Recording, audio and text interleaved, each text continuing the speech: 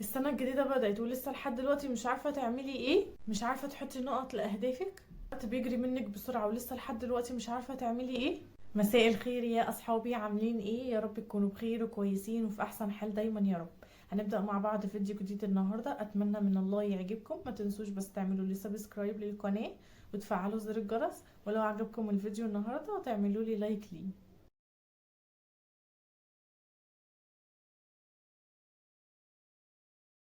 في الفيديو ده النهاردة هتخرجي منه وعارفة تعملي كل حاجة في 4 خطوات بس. انا بكتب فكرة الفيديو ده قدرت ان انا اجمع 4 افكار لازم ان احنا نمشي عليهم، وخصوصا ان احنا في اول السنة لو عايزين نضمن لنفسنا حياة منتظمة طول السنة. مع بداية السنة اول ما هلت علينا 2024 لقيت ناس كتير نازلة بفيديوهات بتتكلم فيها عن التدوين والتخطيط والكتابة، وان لازم تطلع افكارك كلها اللي هي هنا تطلعها في الورقة علشان تطلع كل الضغط وكل الاسترس اللي جوه دماغك دوت.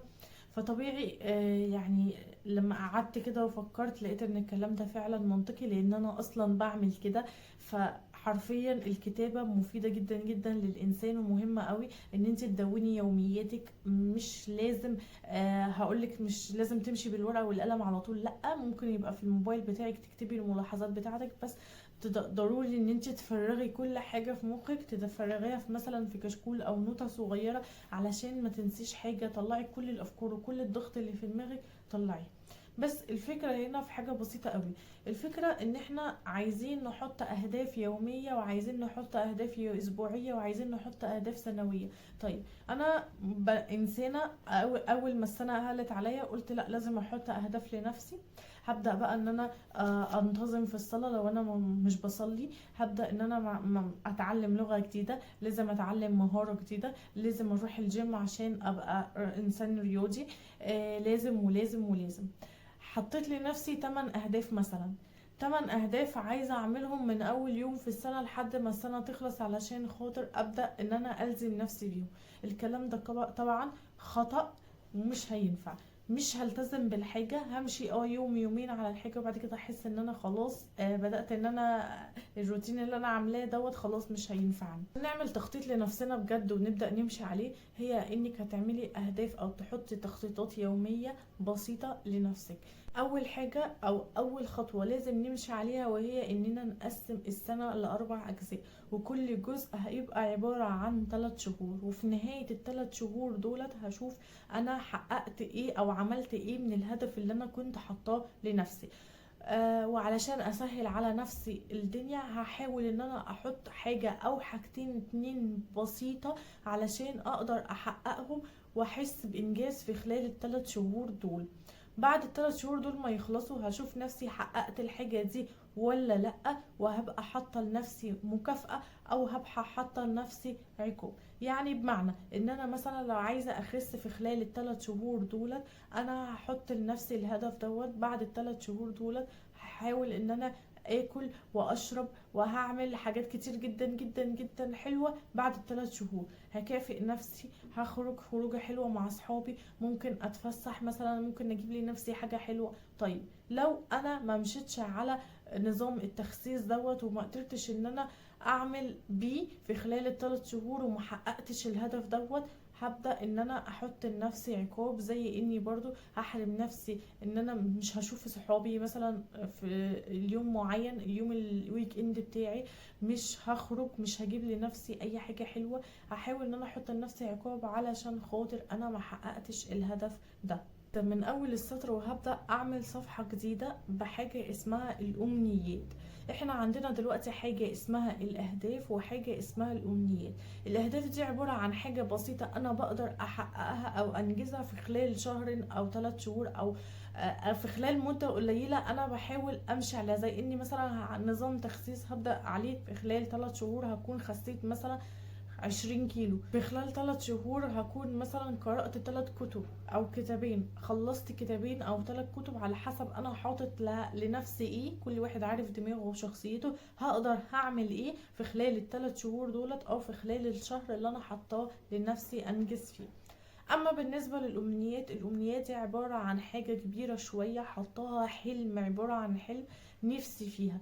بتيجي بقى دي بالتسلسل او بالتدريج او بالراحة، واحدة واحدة. يعني مثلا لو نفسي احوش مبلغ وليكن 10,000 جنيه، مش هاجي واحط ال10,000 جنيه كده وخلاص، لا، هحاول احط ربعهم في اول جزء من السنة اللي هم 3 شهور، وبعد كده هبدأ احط الربع التاني في خلال الجزء التاني من السنة في خلال ال6 شهور، بعد 6 شهور، واشوف كده حققتهم ولا لا. بقى الامنيات حاجة بعيدة شوية او حاجة صعبة، بنقدر ان احنا نحققها بالتدريج او بخطوات معينة بنبدأ نمشي عليها في خلال الاجزاء اللي احنا مقسمينها. الربع الاول من السنة حققت ايه منها الحلم او الامنية دي، الربع التاني من السنة، والربع التالت والربع الرابع بكون حققت الامنية كلها، او بكون مشيت على خطوات منها وباقي حاجات بسيطة. اخر حاجة بقى وهي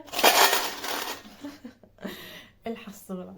حاولي ان انتي تجيبي حصالة صغنونة كده زي دي حصالة بسيطة جدا، هنشيل فيها من اول يوم في السنة بدأ معانا كل جنيه مثلا فكة بتفيد منك، عيدية مثلا مش عايزاها، باقي من مصروف الشهر حاجة وخلاص كده مش عايزاها، هتحوشيهم مع نفسك، فكل ده يتحط هنا، علشان بعد كده اخر يوم في شهر 12 هنبدأ نفتح الحصالة ونشوف حصيلة اللي احنا عملناه ده ايه. طبعا هي الحصالة دي صغيرة على ان هي تقعد معايا السنة كلها، ده ان اصلا حطيت فيها كل يوم، يعني ممكن احط فيها مش باستمرار، على حسب ما هيكون معايا، على حسب امكانياتي، على حسب ظروفي هبدأ احط فيها فكة فايضة مني مثلا، فلوس، اي حاجة اي حاجة في الدنيا هتفيد مني هحطها هنا. فحاجة بقى عايزة اقولها لك ومهمة جدا جدا قوي، وهي انك حاولي كل يوم تخصصي كده من مصروفك او مصروف بيتك جزء بسيط جدا جدا للصدقة، ولو يكن 5 جنيه. حاولي ان انت تتصدقي بيها في الجامع لأي حد غلبان في الشارع، او لو انت بتجمعيهم مثلا مبلغ وتديهم لحد غلبان. وطبعا رمضان داخل علينا، كل سنة وانتم طيبين. لو انت بتحبي ان انت تحوشيه من اول اليوم، على من اول مثلا النهارده لحد ما يجي ان شاء الله شهر رمضان، علشان بيبقى في حاجة اسمها الزكاة، فهتبدأي تبقى معاكي حصيلة كويسة تقدري تتبرعي بيها. ولو بتدي شخص واحد بس بتزكيله بالزكاة بتاعتك، ممكن ان انت مثلا الزكاة تتقسم ل3 اشخاص، فحسب اللي انت بتحوشيه او حسب اللي انت بتشيليه.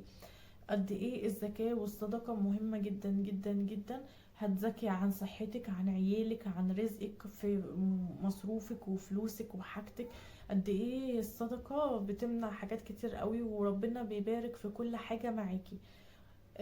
كده انا خلصت الفيديو بتاعي معاكم، اتمنى يا رب يكون عجبكم ويكون محتواه خفيف على قلبكم.